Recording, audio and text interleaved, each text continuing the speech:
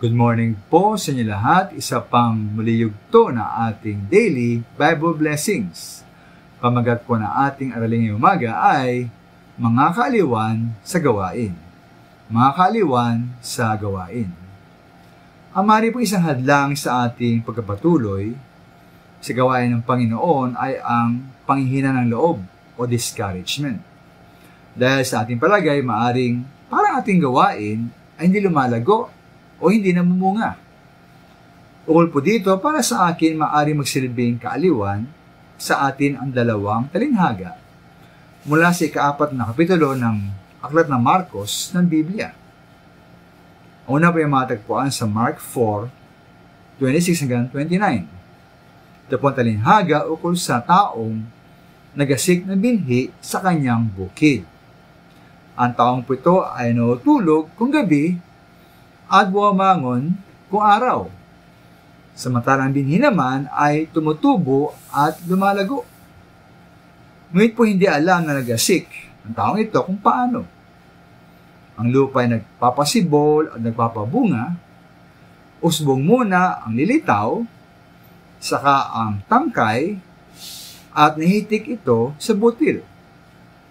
Kapag nahinog ang butil, ito po ay anihin. Para po sa ito po ipaala sa atin na ang Diyos ang nagpapalago ng kanyang gawain.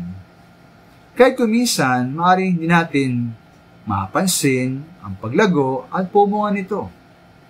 Ngunit tayo po'y umasa. Umasa tayo na ating Diyos ay kumikilos sa pamamagitan natin. Ikalawa po ay ang matagpuan naman sa Mark 4:30 hanggang 32. Ang talinghaga ukol sa butil ng mustasa. Ito po ang pinakamaliit sa lahat ng binhi.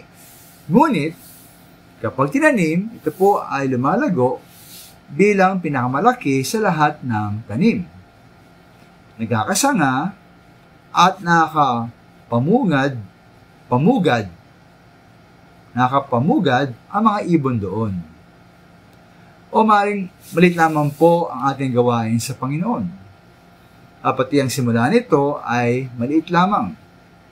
Ngunit tayo po'y umasa. Umasa tayo na ayon po sa kalooban ng Panginoon at kanyang kapangyarihan, magagawa niyang palakihin ang ating gawain.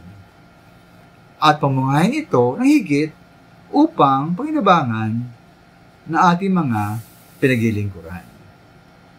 Kaya po huwag tayong manghina. Magtiwala tayo sa pagkilos ng ating Diyos. Maraming salamat po.